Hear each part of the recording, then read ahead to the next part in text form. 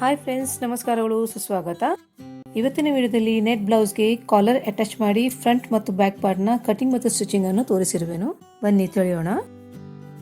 ಇದು silk fabric, lining piece, 1 metre ನೆಟ್ನ ಬಟ್ಟೆ. ನಾನು ಈ ಬ್ಲೌಸ್ನ ಅಳತೆ ಪ್ರಕಾರ ಮಾಡಲಿರುವೆನು. ಈ ಬ್ಲೌಸ್ನ ಉದ್ದ 14.5 ಇಂಚುಗಳು. ಇದಕ್ಕೆ 2 ಇಂಚುಗಳನ್ನು ಸೇರಿಸಬೇಕು. ಒಟ್ಟು 16.5 ಇಂಚುಗಳು.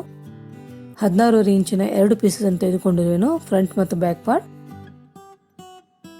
ಬ್ಯಾಕ್ ಪಾರ್ಟ್ನಲ್ಲಿ 1 ಇಂಚು ಮೇಲೆ ಬಿಟ್ಟು ಗೆರೆಯನ್ನು ಎಳೆದಿದ್ದೇನೆ. ಕೆಳಗಡೆ 15.5 ಇಂಚುಗಳಿವೆ. ಅದು ಕಾಲರ್ಗಾಗಿ 1 ಇಂಚನ್ನು ತೆಗೆದುಕೊಂಡಿರುವೆನು. 1 ಇಂಚು ಮೇಲ್ಗಡೆ ಬಿಟ್ಟು ನಾವು ಮಾರ್ಕಿಂಗ್ಸ್ ಅನ್ನು ಮಾಡೋಣ. ಫ್ರಂಟ್ ಪಾರ್ಟ್ ನ ಮತ್ತು ಬ್ಯಾಕ್ ಪಾರ್ಟ್ ನ ಒಟ್ಟಿಗೆ ಮಾರ್ಕಿಂಗ್ ಮಾಡ್ತಿದ್ದೇನೆ. ಶೋಲ್ಡರ್ ಲೆಂತ್ 7.5 ಇಂಚುಗಳು, 15ರ ಅರ್ಧ. ಆರ್ಮೋಲ್ ಲೆಂತ್ ಅನ್ನು ಕೂಡ ಅಷ್ಟಕ್ಕೆ ಮಾರ್ಕ್ ಮಾಡಿದ್ದೇನೆ, 7.5 ಇಂಚುಗಳಿಗೆ. ಕೊರಳಿನ ಅಗಲ 3 ಇಂಚುಗಳು.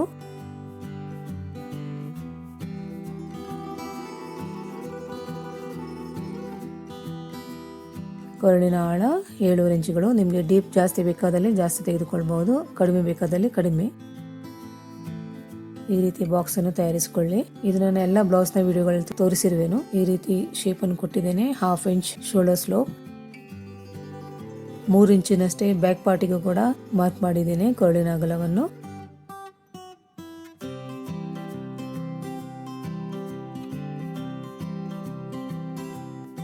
ಶೋಲ್ಡರ್ ಸ್ಲೋಪ್ ಕೂಡ ಅರ್ಧ ಇಂಚಿಗೆ ಮಾರ್ಕ್ ಮಾಡಿಕೊಳ್ಬೇಕು. ಈ ರೀತಿ ಗೆರೆ ಎಳೆದಿದ್ದೇನೆ.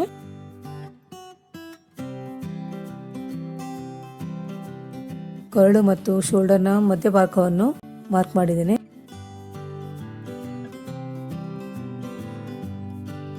ಎಡದಿಂದ ಬಲಕ್ಕೆ ಮಿಡ್ ಪಾಯಿಂಟ್ ವರೆಗೆ ಎಷ್ಟು ಬರ್ತದೆ ಅಷ್ಟಕ್ಕೇನೆ ಕೆಳಗಡೆ ಮಾರ್ಕ್ ಮಾಡಬೇಕು. ಹಾಗೂ ಮಿಡ್ ಪಾಯಿಂಟ್ ನಿಂದ ಬಸ್ ಪಾಯಿಂಟ್ ಅನ್ನು ಮಾರ್ಕ್ ಮಾಡಿದ್ದೇನೆ 10.5 ಇಂಚಿಗೆ. ನೀವು ನಿಮ್ಮ ಅಳತೆ ಪ್ರಕಾರ ಮಾರ್ಕ್ ಮಾಡಿಕೊಳ್ಳಿ. ಬಸ್ ಪಾಯಿಂಟ್ ನಿಂದ ಕೆಳಗಡೆ 3 ಇಂಚಿಗೆ ಮಾರ್ಕ್ ಮಾಡಿದ್ದೇನೆ.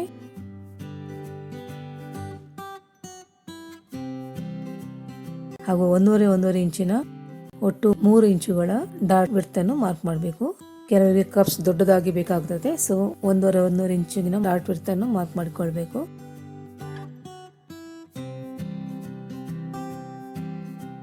ಎಡಬದಿಯಿಂದ 4 ಇಂಚು ಮೇಲ್ಗಡೆ ಹಾಗೂ ಬಲಬದಿಯಿಂದ 3 ಇಂಚು ಮೇಲ್ಗಡೆ ಒಂದು ಮಾರ್ಕ್ ಮಾಡಿ.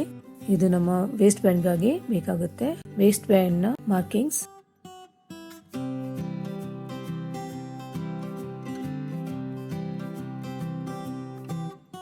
ಬ್ಲೌಸ್ ನ ಅಳತೆ ಪ್ರಕಾರನೇ ಗುರುತು ಮಾಡಿ ಅದರ ಮೇಲ್ಗಡೆ ಅರ್ಧ ಇಂಚಿಗೊಂದು ಮಾರ್ಕ್ ಮಾಡಿಕೊಳ್ಬೇಕು. ಯಾಕಂದ್ರೆ ಹೊಲಿಗೆಗೆ ಬೇಕಾಗುತ್ತೆ. 2 ಬದಿಗಳಲ್ಲೂ ಅಷ್ಟೇ ಅದರ ಅಳತೆಯಿಂದ ಅರ್ಧ ಇಂಚು ಜಾಸ್ತಿ ಮೇಲ್ಗಡೆ ಮಾರ್ಕ್ ಮಾಡಿಕೊಳ್ಬೇಕು. ಮಿಡಲ್ ಟಕ್ಸ್ ಗೆ ಈ ರೀತಿ ಗೆರೆ ಎಳೆದಿದ್ದೇನೆ. ಬಟನ್ ಟಕ್ಸ್ ಅನ್ನು ಸೆಂಟ್ರಲ್ಲಿ ಮಾರ್ಕ್ ಮಾಡಿಕೊಳ್ಳಬೇಕು. ಇದರ ಡಿಸ್ಟೆನ್ಸ್ ಎಲ್ಲ ಬದಿಗೂ 2.5 ಇಂಚನ್ನೇ ತೆಗೆದುಕೊಂಡಿರುವೆನು. ಯಾಕಂದ್ರೆ ಇಲ್ಲಿ ನಾವು ಡಾಟ್ ಲೆಂತ್ 2.5 ಇಡುವರಿದ್ದೇವೆ.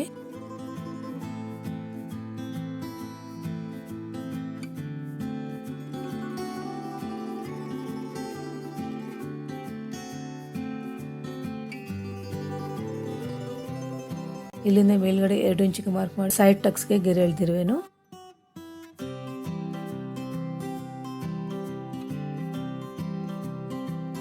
ಮಿಡ್ ಪಾಯಿಂಟ್ ಇಂದ ಬ್ಯಾಕ್ ಆರ್ಮೋಲ್ಗಾಗಿ ಒಂದು ಮಾರ್ಕಿಂಗ್ ಮಾಡಿದ್ದೇನೆ. ಫ್ರಂಟ್ ಆರ್ಮೋಲ್ಗಾಗಿ 3/4 ಇಂಚಿಗೆ ಕೂಡ ಮಾರ್ಕ್ ಮಾಡಿದ್ದೇನೆ. ಬ್ಯಾಕ್ ಆರ್ಮೋಲ್ಗೆ ಮಿಡ್ ಪಾಯಿಂಟ್ ಶೇಪ್ ಕೊಟ್ಟಿರುವೆನು. ಅದೇ ರೀತಿ ಫ್ರಂಟ್ ಆರ್ಮೋಲ್ಗೆ ಶೇಪ್ ನೀಡಿದ್ದೇನೆ.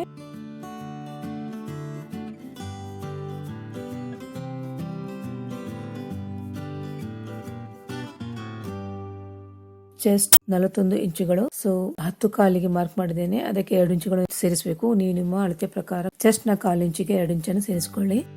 ಅದೇ ರೀತಿ ಸೊಂಟದ ಕಾಲ್ ಭಾಗವನ್ನು ಮಾರ್ಕ್ ಮಾಡಿಕೊಂಡು 3 ಇಂಚು ಡಾಟ್ಸ್ಗೆ ಹಾಗೂ 2 ಇಂಚು ಎಕ್ಸ್ಟ್ರಾ ತೆಗೆದುಕೊಳ್ಬೇಕು.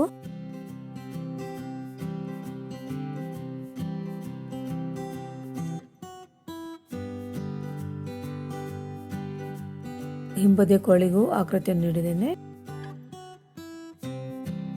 ಆರ್ಮೋಲ್ ಟಕ್ಸ್ಗೆ ಗೆರೆ ಎಳೆದಿದ್ದೇನೆ. ಆರ್ಮೋಲ್ ಟಕ್ಸ್ 3 ಇಂಚಿನದ್ದು ಆಗಿರಬೇಕು.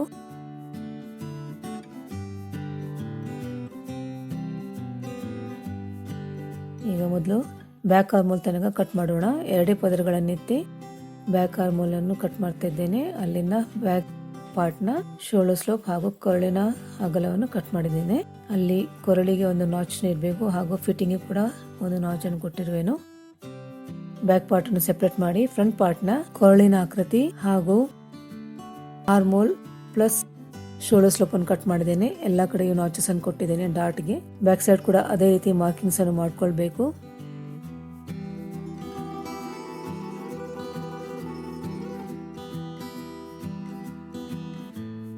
ಇನ್ನೊಂದು ಪಾರ್ಟ್ ಅಲ್ಲಿ ಕೂಡ ಅದೇ ರೀತಿ ಮಾರ್ಕಿಂಗ್ಸ್ ಮಾಡ್ಕೊಳ್ಳಿ. ನಾನಿಲ್ಲಿ ಫಾಸ್ಟ್ ಫಾರ್ವರ್ಡ್ ಅಲ್ಲಿ ತೋರಿಸ್ತಾ ಇದ್ದೇನೆ. ಇದೆಲ್ಲವೂ ನಿಮ್ಗೆ ಗೊತ್ತಿದೆ, ಹಾಗಾಗಿ ಶಾರ್ಟ್ ಕಟ್ ಅಲ್ಲಿ ತೋರಿಸ್ತಾ ಇದ್ದೇನೆ, ಫಾಸ್ಟ್ ಆಗಿ ತೋರಿಸ್ತಾ ಇದ್ದೇನೆ. ನಿಮ್ಗೆ ಸ್ಲೋ ಆಗಿ ನೋಡ್ಬೇಕಾದ್ರೆ ನನ್ನ ಕೆಲವೊಂದು ಬ್ಲೌಸ್ ನ ವಿಡಿಯೋಸ್ ಗಳಿವೆ, ಅದರಲ್ಲಿ ನೋಡಬಹುದು. ಲಿಂಕ್ ಅನ್ನು ಕೆಳಗಡೆ ಕೊಟ್ಟಿರುವೆನು.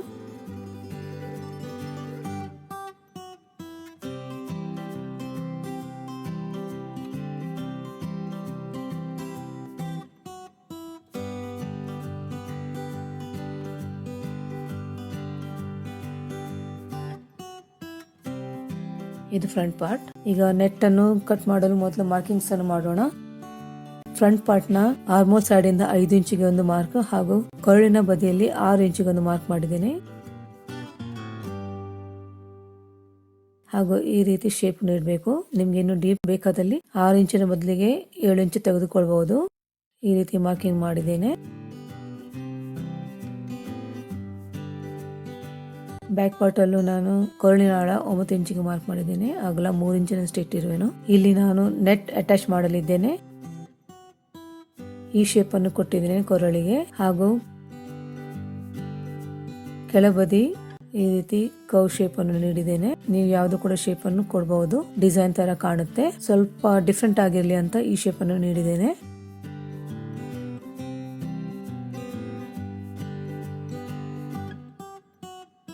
ಶೇಪ್ ನ ಪ್ರಕಾರನೇ ಕೊರಳಿನ ಆಕೃತಿಯನ್ನು ಕಟ್ ಮಾಡ್ತಾ ಇದ್ದೇನೆ. ಅದೇ ರೀತಿ ಬಾಟಮ್ ಅಲ್ಲಿರುವ ಶೇಪ್ ಅನ್ನು ಕಟ್ ಮಾಡೋಣ.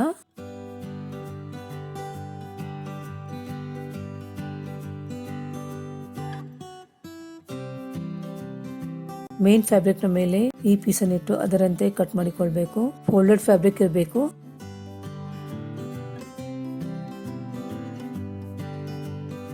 ಬ್ಯಾಕ್ ನೆಕ್ ನ ಕೂಡ ಶೇಪ್ ಅನ್ನು ನೆಟ್ ಫ್ಯಾಬ್ರಿಕ್ ನ ಮೇಲೆ ಇಟ್ಟು ಕಟ್ ಮಾಡ್ತಾ ಇದ್ದೇನೆ.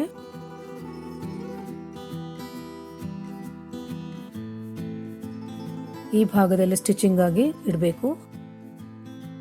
ಈಗ ಫ್ರಂಟ್ ಪಾರ್ಟ್ ನ ಈ ಪಾರ್ಟ್ ಅನ್ನು ಕಟ್ ಮಾಡೋಣ. ಅಲ್ಲಿ ನಾನು ನೆಟ್ ಅಟ್ಯಾಚ್ ಮಾಡಲಿದ್ದೇನೆ.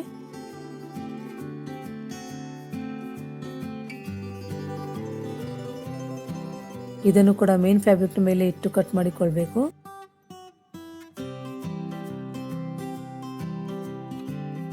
ಇಲ್ಲಿ ಡಾಟ್ ಅಗಲವಾಗಿದೆ. ಇದನ್ನು ಸ್ಟಿಚ್ ಆದ ನಂತರ ಈ ರೀತಿ ಫೋಲ್ಡ್ ಆಗುತ್ತೆ. ಆ ನಂತರ ನಾವು ವೇಸ್ಟ್ ಬ್ಯಾಂಡ್ ಅನ್ನು ಎಷ್ಟು ಉದ್ದ ಇದೆ ಅಷ್ಟಕ್ಕೆ ಕಟ್ ಮಾಡಿಕೊಳ್ಬೇಕು.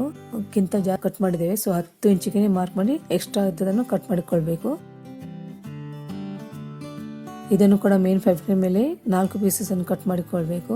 2 ಸೈಡ್ಸ್ಗೂ 3 ಪೀಸಸ್ ಅನ್ನು ಯೂಸ್ ಮಾಡಲಿದ್ದೇನೆ. ಒಂದು ಲೈನಿಂಗ್, 2 ಮೇನ್ ಫ್ಯಾಬ್ರಿಕ್. ನೆಟ್ ನ ಮೇಲೆ ಈ ರೀತಿ ಇಟ್ಟು ಕಟ್ ಮಾಡಿಕೊಂಡಿದ್ದೇನೆ. ಇದು ಬ್ಯಾಕ್ ಪಾರ್ಟ್. ಬ್ಯಾಕ್ ಪಾರ್ಟ್ ನಲ್ಲಿ ಅರ್ಧ ಇಂಚು ಜಾಸ್ತಿ ಇಟ್ಕೊಂಡು ಕಟ್ ಮಾಡಿಕೊಳ್ಳಿ. ಈ ಪೋರ್ಷನ್ ಗೆ ಮೊದಲು ಸ್ಟಿಚ್ ಮಾಡಿಕೊಳ್ಬೇಕು. ನೆಕ್ ನ ಪೀಸ್ ಇಟ್ಟು ಸ್ಟಿಚ್ ಮಾಡಿಕೊಳ್ಳಿ, ಆಗ ಕರೆಕ್ಟ್ ಆಗಿ ಬರುತ್ತೆ. ಕಟ್ ಮಾಡಿರುವ ಲೈನಿಂಗ್ ಪೀಸ್ ಗಿಂತ ಅರ್ಧ ಇಂಚು ದೊಡ್ಡದಾಗಿರ್ಬೇಕು ಹೊಲಿಗೆಗಾಗಿ. ಮೊದಲು ಸುತ್ತಲೂ ಹೊಲಿಗೆಯನ್ನು ಹಾಕೊಳ್ಬೇಕು. ಇಲ್ಲಿ ಕೂಡ ಲೈನಿಂಗ್ ಅನ್ನು ಮೇನ್ ಫ್ಯಾಬ್ರಿಕ್ ನೊಂದಿಗೆ ಅಟ್ಯಾಚ್ ಮಾಡಿಕೊಂಡು ಎಲ್ಲಾ ಡಾಟ್ಸ್ ಗಳನ್ನು ಹೊಲಿದುಕೊಳ್ಳಿ.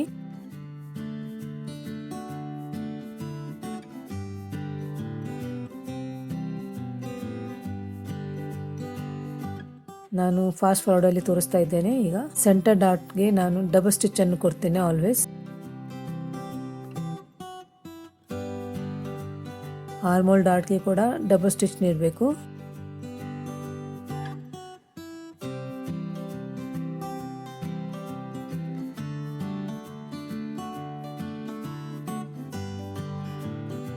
ಆಮೇಲೆ ಸೈಡ್ ಡಾಟ್, ದೆನ್ ಬಟನ್ ಪಟ್ಟಿ ಡಾಟ್. 4 ಡಾಟ್ಸ್ ಗಳನ್ನು ಸ್ಟಿಚ್ ಮಾಡಿ ಆಗಿದೆ. 2 ಪಾರ್ಟ್ಸ್ಗೂ ಡಾಟ್ಸ್ ಅನ್ನು ಕೊಟ್ಟಾಗಿದೆ.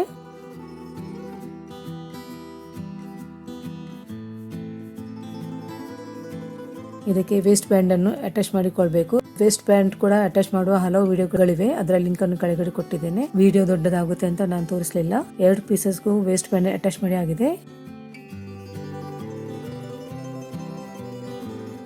ನೋಡಿ, ಮೇನ್ ಫ್ಯಾಬ್ರಿಕ್ ಗಿಂತ 1/2 ಇಂಚು ಜಾಸ್ತಿ ಇಟ್ಕೊಳ್ಬೇಕು. ಆಮೇಲೆ ಸುತ್ತಲೂ ಹೊಲಿಗೆ ನೀಡಬೇಕು. ನಾವು ಕಟ್ ಮಾಡಿದ ಪೀಸ್ ನ ಪ್ರಕಾರನೇ ಮಾರ್ಕಿಂಗ್ ಅನ್ನು ಮಾಡ್ಕೊಳ್ಬೇಕು. ಇದರಿಂದಾಗಿ ನಮಗೆ ಹೊಲಿಯಲು ಈಸಿ ಆಗುತ್ತೆ, ಮೇಲೆ ಕೆಳಗೆ ಆಗಲ್ಲ.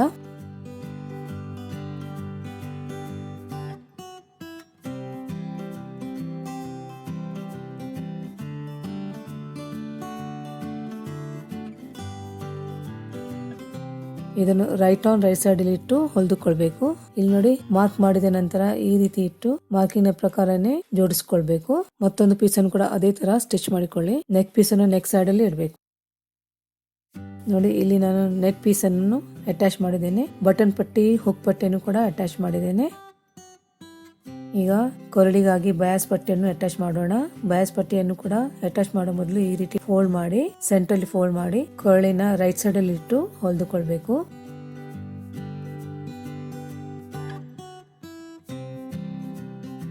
ಇದು ಸಹ ನಿಮ್ಗೆ ಗೊತ್ತಿರಬಹುದು. ಇಲ್ಲಿಗೆ ಸ್ಟಿಚ್ ನೀಡಿ ಅದರ ಮೇಲೆ ಟಾಪ್ ಸ್ಟಿಚ್ ಕೊಟ್ಟು ಆನಂತರ ಹಿಂಬದಿ ಫೋಲ್ಡ್ ಮಾಡಿ ಹ್ಯಾಮಿಂಗ್ ಅನ್ನು ನೀಡಬೇಕು. ನೋಡಿ, ನಾನು ಅಟ್ಯಾಚ್ ಮಾಡಿದ್ದೇನೆ.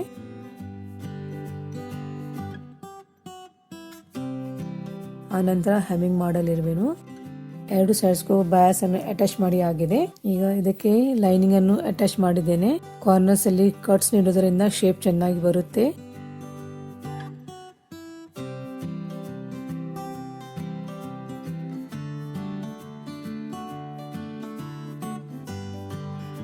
ಈಗ ಪಲಟಾಯಿಸೋಣ.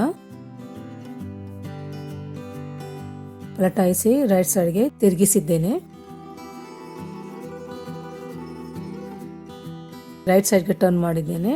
ಈಗ ಎಡ್ಜ್ ಅಲ್ಲಿ ಟಾಪ್ ಸ್ಟಿಚ್ ಅನ್ನು ನೀಡಬೇಕು. ಇದರಿಂದ ಶೇಪ್ ತುಂಬಾ ನೀಟಾಗಿ ಕಾಣೋದು. ಸ್ಟಿಚ್ ಕೊಟ್ಟಾಗಿದೆ.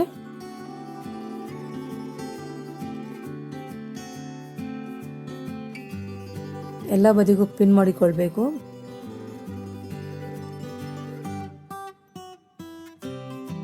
ನೆಟ್ ನ ಮೇಲೆ ಬ್ಯಾಕ್ ಸೈಡ್ ನ ಪೀಸಸ್ ಅನ್ನು ಇಟ್ಟು ಪಿನ್ ಮಾಡಿಕೊಳ್ಬೇಕು. ಆ ನಂತರ ಅದರಂತೆ ಸ್ಟಿಚ್ ಮಾಡಲು ಈಸಿ ಆಗುತ್ತೆ.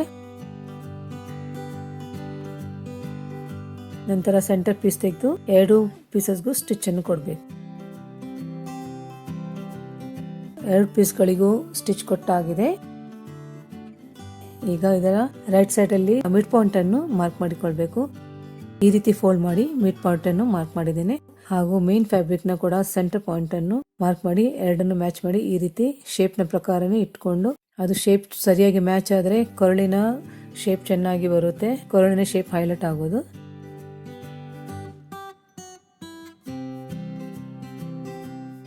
ಈಗ ನಾನು ಪಿನ್ ಮಾಡಿದ ಪ್ರಕಾರನೇ ಸ್ಟಿಚ್ ಮಾಡ್ತಾ ಇದ್ದೇನೆ. ಹಾಗೂ ಈ ಪೀಸ್ ಅನ್ನು ನೆಟ್ಗೆ ಅಟ್ಯಾಚ್ ಮಾಡ್ತಾ ಇದ್ದೇನೆ.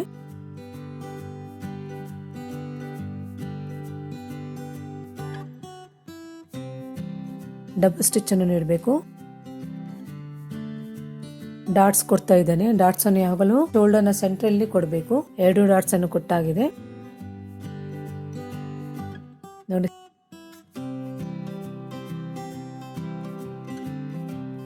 ಈಗ ನಾವು ಇದರ ಹೈಟ್ ಅನ್ನು ಚೆಕ್ ಮಾಡೋಣ. ಟೋಟಲ್ 15 ಇಂಚುಗಳಿವೆ. ಅರ್ಧ ಇಂಚು ಹೊಲಿಗೆ ಬೇಕಾಗ್ತದೆ. ಸೊ ರೆಡಿ ನಮಗೆ 14.25 ಇಂಚು ಸಿಗುತ್ತೆ.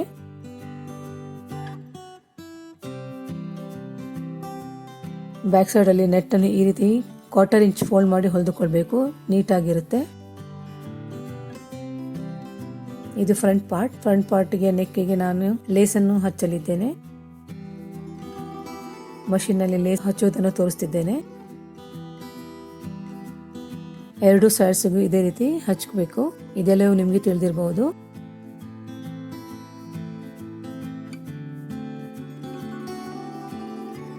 ಲೇಸ್ ಅಟ್ಯಾಚ್ ಮಾಡಿ ಆಗಿದೆ. ಅದೇ ರೀತಿ ಬ್ಯಾಕ್ ಪಾರ್ಟಿಗೂ ಕೂಡ ನಾನು ಇಲ್ಲಿ ಅಟ್ಯಾಚ್ ಮಾಡಿದ್ದೇನೆ ಹಾಗೂ ನೆಕ್ಕಿಗೂ ಕೂಡ ಅಟ್ಯಾಚ್ ಮಾಡಿದ್ದೇನೆ.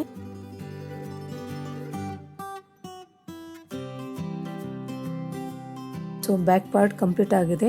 ಈಗ ಫ್ರಂಟ್ ಪಾರ್ಟ್ ಮತ್ತು ಬ್ಯಾಕ್ ಪಾರ್ಟ್ ಅನ್ನು ರೈಟ್ ಸೈಡ್ ಅಲ್ಲಿ ಇಟ್ಟು ಅರ್ಧ ಇಂಚು ಕೆಳಗಡೆ ಇಲ್ಲಿ ಮಾರ್ಕ್ ಮಾಡ್ತಿದ್ದೇನಲ್ಲ,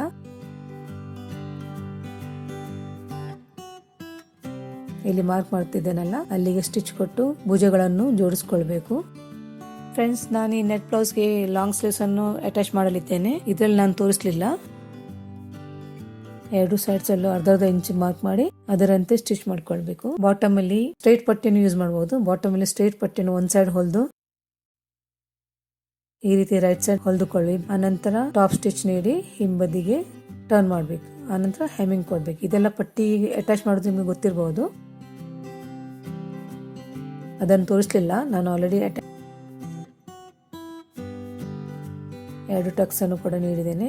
ಈಗ ಸೈಡ್ ಲೆಂತ್ ಅನ್ನು ಮೊದಲು ಚೆಕ್ ಮಾಡಿಕೊಳ್ಬೇಕು.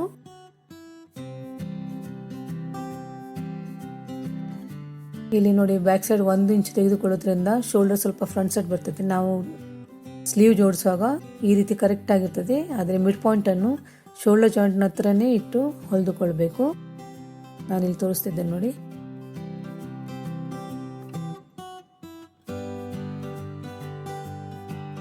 ಈಗ ಇದಕ್ಕೆ ನಾವು ಕಾಲರ್ ಅಟ್ಯಾಚ್ ಮಾಡೋಣ. ಕಾಲರ್ ಅಟ್ಯಾಚ್ ಮಾಡೋ ಮುಂಚೆ ಇಲ್ಲಿ ಫ್ರಂಟ್ ಸೈಡ್ ಅಲ್ಲಿ 3 ಇಂಚಿಗೆ ಎರಡು ಬದಿಗಳಲ್ಲೂ ಮಾರ್ಕಿಂಗ್ಸ್ ಅನ್ನು ಮಾಡಿಕೊಳ್ಳೋಣ. ಫ್ರಂಟ್ ಸೈಡ್ ನ ಎರಡು ಸೈಡ್ಸ್ ಅಲ್ಲೂ 3 ಇಂಚಿಗೆ ಮಾರ್ಕಿಂಗ್ಸ್ ಅನ್ನು ಮಾಡಿಕೊಳ್ಬೇಕು. ಈಗ 3 ಇಂಚಿನಿಂದ ಕಾಲರ್ ಅನ್ನು ಅಳೆಯೋಣ.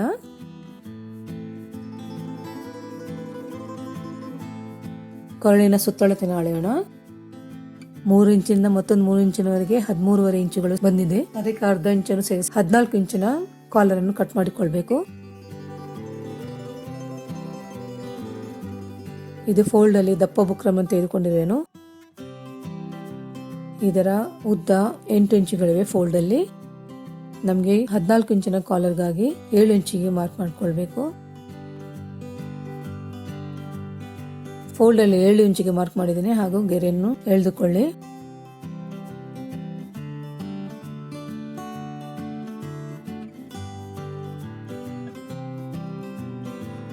ಕೊರಳಿನ ಅಗಲವನ್ನು ಮಾರ್ಕ್ ಮಾಡಿ 3 ಇಂಚಿಗೆ. ಆನಂತರ 7 ಇಂಚಿಗೆ ಗೆರೆ ಎಳೆದಿದ್ದೇವಲ್ಲ, ಅಲ್ಲಿಂದ 3/4 ಇಂಚಿಗೆ ಒಂದು ಮಾರ್ಕ್ ಮಾಡಬೇಕು.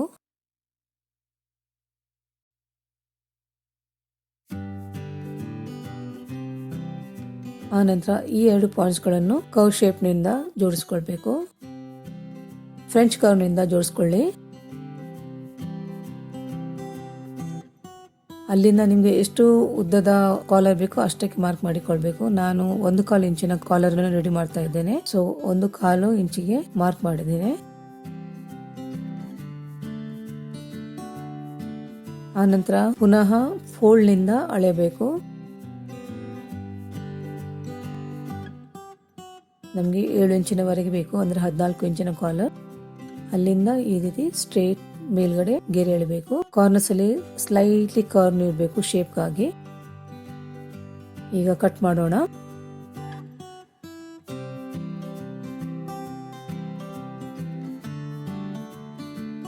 ಕಾಲರ್ಗಾಗಿ ದಪ್ಪ ಬುಕ್ರಮ್ ಅನ್ನೇ ಯೂಸ್ ಮಾಡಬೇಕು.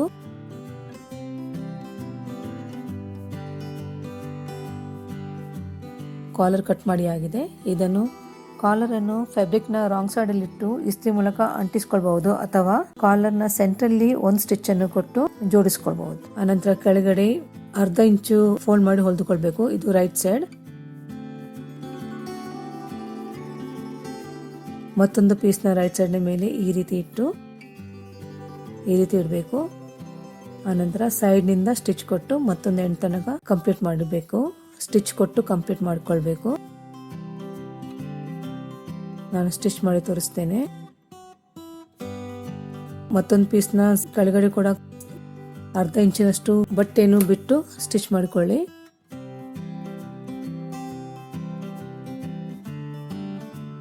ಈಗ ಇಲ್ಲಿಂದ ತಿಳಿಸಿದಂತೆ ಎರಡು ಪೀಸಸ್ ಅನ್ನು ಒಟ್ಟಿಗೆ ಇಟ್ಟು ಈ ರೀತಿ ಬುಕ್ರಮ್ ನ ಸೈಡ್ ಅಲ್ಲೇ ಸ್ಟಿಚ್ ಕೊಡಬೇಕು. ಬುಕ್ರಮ್ ನ ಮೇಲೆ ಹೊಲಿಗೆ ಹಾಕಬಾರ್ದು, ಅದರ ಎಡ್ಜ್ ಅಲ್ಲೇ ನೀಡಬೇಕು.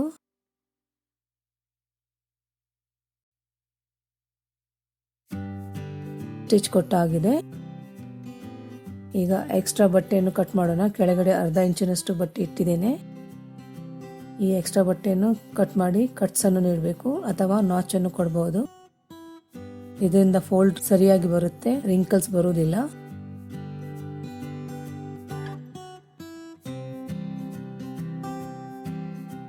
ಈಗ ಹಿಂಬದಿ ತಿರುಗಿಸೋಣ. ಇಸ್ತ್ರಿ ಮಾಡಬೇಕು. ಇಸ್ತ್ರಿ ಮಾಡಿದ ನಂತರ ಒಂದು ಸೆಂಟ್ರಲ್ಲಿ ಒಂದು ಸ್ಟಿಚ್ ನೀಡೋದ್ರಿಂದ ರಿಂಕಲ್ಸ್ ಬರೋಲ್ಲ. ಇದು ಆಲ್ವೇಸ್ ನಾನು ಹಾಗೆ ಮಾಡ್ತೇನೆ. ಆನಂತರ ಬಿಚ್ಚಬೇಕು. ಈಗ ಕಾಲರ್ನ ಸೆಂಟರ್ ಪಾಯಿಂಟಿಗೆ ನಾಚ್ ಕೊಡ್ತಾ ಇದ್ದೇನೆ.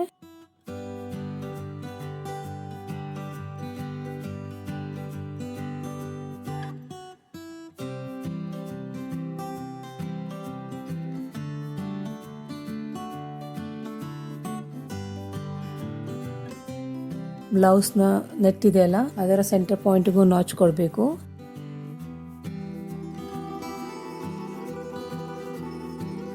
ಕಾಲರ್ ಮತ್ತು ಬ್ಲೌಸ್ನ ನಾಚ್ಗಳನ್ನು ಸರಿಯಾಗಿ ಮ್ಯಾಚ್ ಮಾಡಿ ಸೆಂಟರ್ನಿಂದಲೇ ಸ್ಟಿಚ್ ಅನ್ನು ಹಾಕೊಳ್ಬೇಕು.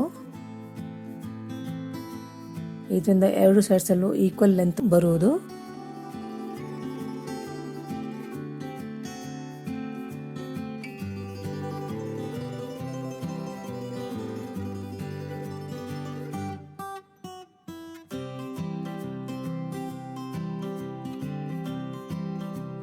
ನೋಡಿ, ನಾನೀಗ ಸೆಂಟರ್ನಿಂದ ಸ್ಟಿಚ್ ಮಾಡ್ತಾ ಇದ್ದೇನೆ. ಎರಡು ನಾಚಸ್ ಅನ್ನು ಮ್ಯಾಚ್ ಮಾಡ್ಕೊಳ್ಬೇಕು. ಸೆಂಟರ್ನಿಂದ ಸ್ಟಿಚ್ ಮಾಡಿದರೆ ಲೆಂತ್ ಅಲ್ಲಿ ಹೆಚ್ಚು ಕಡಿಮೆ ಬರ್ಲಿಕ್ಕಿಲ್ಲ. ಎರಡು ಸೈಡ್ಸ್ ಈಕ್ವಲ್ ಆಗಿರುತ್ತೆ.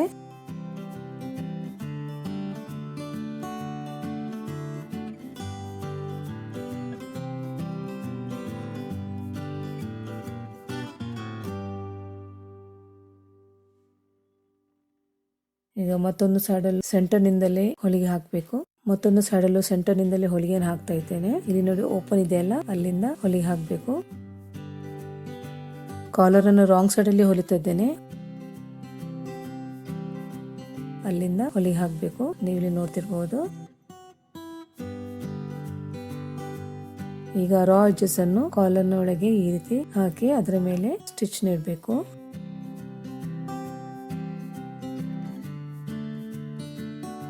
ಎಲ್ಲ ರಾ ಎಡ್ಜಸ್ ಅನ್ನು ನೀಟಾಗಿ ಕಾಲರ್ನ ಒಳಗೆ ತುಂಬಿಸಿ ಎಡ್ಜ್ ಅಲ್ಲಿ ಕರೆಕ್ಟ್ ಆಗಿ ಸ್ಟಿಚ್ ನೀಡಬೇಕು.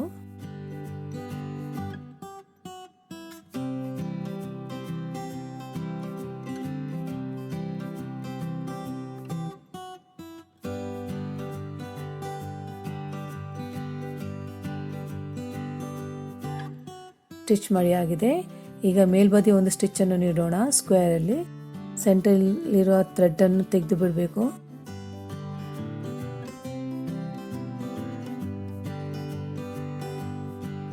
ಮೇಲಿನ ಶೇಪಿಗೆ ಸ್ಟಿಚ್ ಕೊಡ್ತಾ ಇದ್ದೇನೆ. ಸ್ಕ್ವೇರ್ ಶೇಪ್ ಅಲ್ಲಿ ಒಂದು ಸ್ಟಿಚ್ ನೀಡಬೇಕು. ಇಲ್ಲಿ ಲಾಕ್ ಮಾಡಿ ಕಾಲರ್ ಅಟ್ಯಾಚ್ ಮಾಡಿ ಆಗಿದೆ. ನೀವಿಲ್ಲಿ ನೋಡ್ತಿರಬಹುದು. ನೋಡಿದ್ರಲ್ಲ ಫ್ರೆಂಡ್ಸ್, ನೆಟ್ ಬ್ಲೌಸ್ ಅನ್ನಷ್ಟು ಈಸಿಯಾಗಿ ನಾವು ಮನೆಯಲ್ಲಿ ಮಾಡ್ಕೊಳ್ಳಬಹುದೆಂದು ನೀವೆಲ್ಲರೂ ಖಂಡಿತವಾಗಿ ಟ್ರೈ ಮಾಡಿರಿ. ವಿಡಿಯೋ ವೀಕ್ಷಣೆಗಾಗಿ ನಿಮ್ಮೆಲ್ಲರೂ ತುಂಬಾ ಧನ್ಯವಾದಗಳು. ಈ ವಿಡಿಯೋ ಇಷ್ಟವಾದರೆ ಪ್ಲೀಸ್ ಲೈಕ್, ಶೇರ್, ಕಮೆಂಟ್ ಹಾಗೂ ಸಬ್ಸ್ಕ್ರೈಬ್ ಇನ್ನೂವರೆಗೆ ಮಾಡದಿದ್ದಲ್ಲಿ ಪ್ಲೀಸ್ ಸಬ್ಸ್ಕ್ರೈಬ್ ಮಾಡಿರಿ. Thanks once again. ಬಾಯ್ ಬಾಯ್.